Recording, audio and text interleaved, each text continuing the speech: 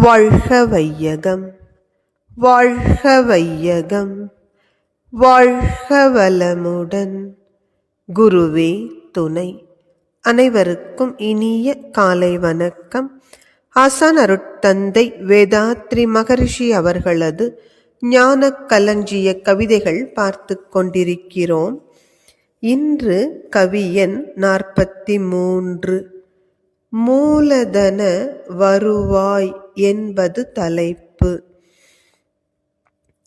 மூலதன உரிமையினால் பொருட்கள் ஈட்டும் முறை மூலம் எளிதாக வாழும் மக்கள் மூலதன பொது உடைமை ஆவதற்கு முழு மூச்சும் எதிர்ப்பு ஓர் வியப்பு அல்ல.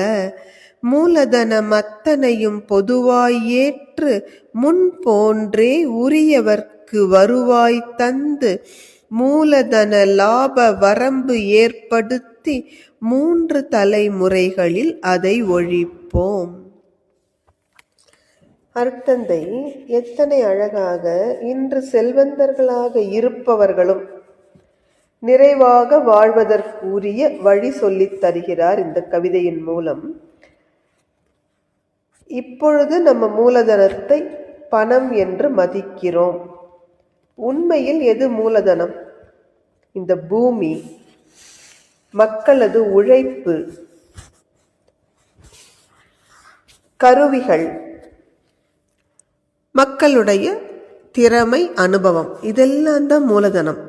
இன்றைக்கு பணம் இருக்கிற காரணத்தினால் ஒரு சிலர் என்ன பண்றாங்க, இதை அத்தனையும் விலைக்கு வாங்கிடுறாங்க. பூமியை விலைக்கு வாங்கியாச்சு. மக்கள் உழைப்பை, அவர்களது திறமையை, அனுபவத்தை, கருவிகளை எல்லாம் விலை கொடுத்து வாங்குகின்ற இந்த மூலதன உரிமை முறை மூலம் ரொம்ப சுலபமா சிலர் உழைக்காமலேயே ரொம்ப சௌகரியமா வாழுகின்ற அந்த மக்கள் இந்த மூலதனம் பொது உடைமை ஆவதற்கு முழு மூச்சாக தங்கள் எதிர்ப்பை தெரிவிப்பதில் ஆச்சரியம் என்ன இருக்க முடியும்?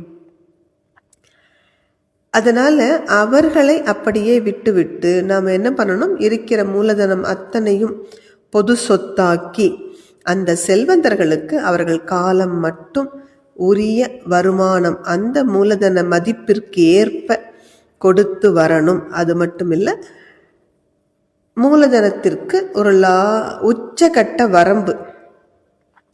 அதாவது ஒருத்தருக்கு 1000 கோடி சொத்து இருக்குன்னா அந்த 1000 கோடி சொத்தையும் பொது உடைமை ஆக்கிட்டு நீங்கள் அவருக்கு அதற்கு சமமாக ஒரு வட்டி கொடுக்கணும்னா அது ரொம்ப அதிகம் வருது இல்லைங்களா? அப்படி இல்லாமல் ஒருவருக்கு இந்த சொத்து மதிப்பிற்கு நிகராக நாம் கொடுக்கக்கூடிய அந்த வருவாய் என்பது ஒரு உச்சகட்டமாக 1 கோடி வரை கொடுக்கலாம். அப்படி ஏற்படுத்தி கொண்டால் 3 தலைமுறைகளில் இந்த